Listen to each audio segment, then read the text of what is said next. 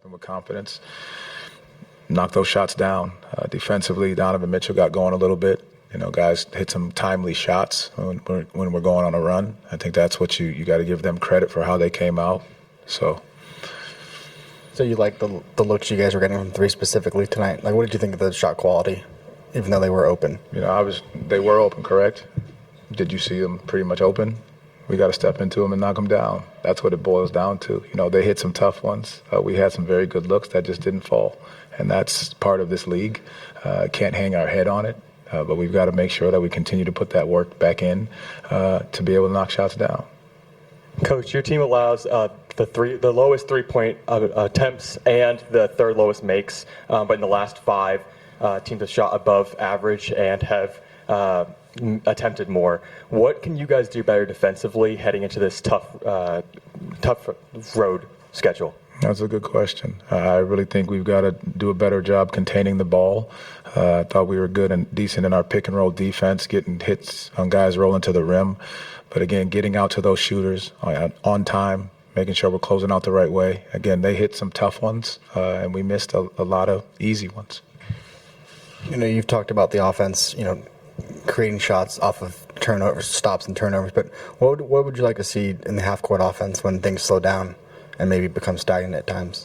I think that we'll continue to look at it. I think it's, that ball getting side to side, obviously taking advantage of some mismatches when they put two on the ball, getting off of it quick, keeping that advantage, creating the advantage and keeping the advantage is a big key for us. Coach, 23 or fewer points in the last three games in the first quarters.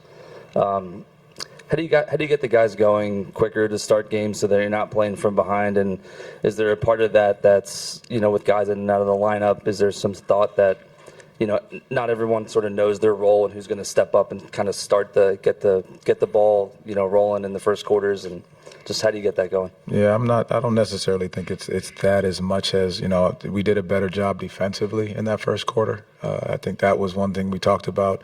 And what we've got to do is start getting those stops leading to easy baskets in transition. I think that's where a big portion of it's going to come.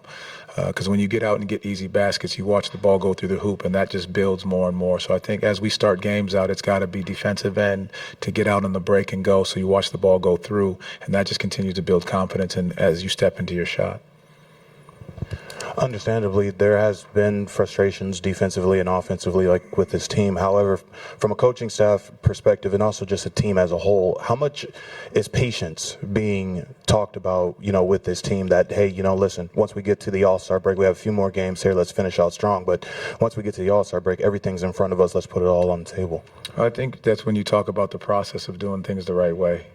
If you're not getting the looks that you want, then that's something to be said. But we're getting the looks that you want, and we've got to be able to continue to step in with confidence and knock them down. So that's the process piece of it. Defensively, did we improve in areas tonight? That's what we got to look at. That's piece by piece, step by step. We got to keep looking at those things for this group.